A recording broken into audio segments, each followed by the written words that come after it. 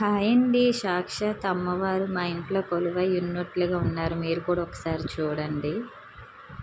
Hi friends, welcome to my channel. అందరికీ వరలక్ష్మీదేవి శుభాకాంక్షలు అండి.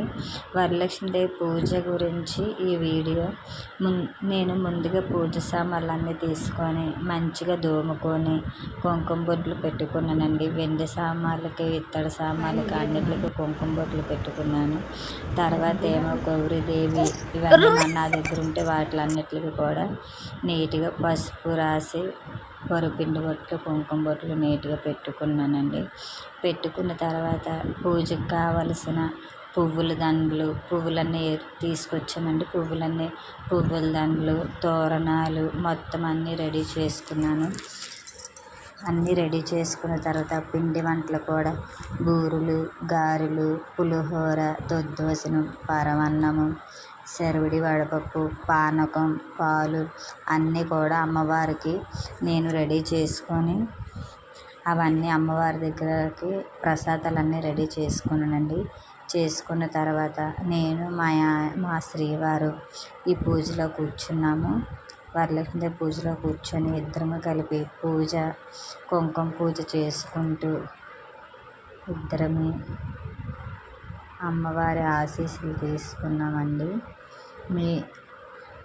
అలా మా వీధిలో ఉన్న వాళ్ళందరికీ పిలిచి వాయనం అయితే ఇచ్చానండి. మా వీధిలో ఉన్న వాళ్ళందరూ మా ఇంటి దగ్గర వాయనం తీసుకోవడానికి కూడా వచ్చారు. మా చిట్టి తల్లి కూడా వచ్చింది వాయనం తీసుకోవడానికి. తనకు కూడా నీట్గా పసుపు రాసి గంధం పెట్టి కుంకుమ పెట్టి చిట్టి తల్లి దగ్గర కూడా నేను అక్షింతలు వేయించుకున్నానండి. వచ్చిన ముత్తైదులందరికీ కూడా పసుపు రాసి గంధం రాసి బొట్లు పెట్టి నీట్గా వాళ్ళే సాగనింపానండి. తర్వాత నాకు అమ్మవారు ఎంత మంచిగా అందంగా ఎంత బాగా కనిపించారో, నా చేత అమ్మవారు ఎంత మంచిగా పూజ చేయించుకుంటారని అస్సలు అనుకోలేదండి. అంత బాగా జరిగింది పూజ. నేను అనుకున్న దానికన్నా ఇంకా మంచిగా అమ్మవారు నా చేత పూజ చేయించుకున్నారు.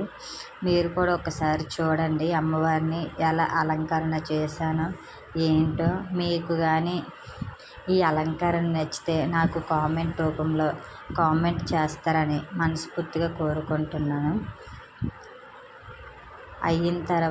పూజ అంతా అయిన తర్వాత మా శ్రీవారి దగ్గర నేనేమో దీవెనలు తీసుకున్నాను. మా శ్రీవారి దగ్గర దీవెనలు తీసుకున్న తర్వాత ఇద్దరము అలా మా వీధిలో వాళ్ళందరము కలిపి అమ్మవారి దగ్గర కనకదార సూత్రము, వరలక్ష్మీదేవి అష్టోత్తరము అన్నీ చదువుకున్నామండి. అన్నీ చదువుకున్న తర్వాత లాస్ట్లో అమ్మవారికి హారతి ఇచ్చేసి అందరము దండం పెట్టుకున్నామండి. అయిపోయిన తర్వాత మా అనకాపల్లి నూకాల తల్లి గుడికి వెళ్ళామండి. శ్రీమాత్రే నమః.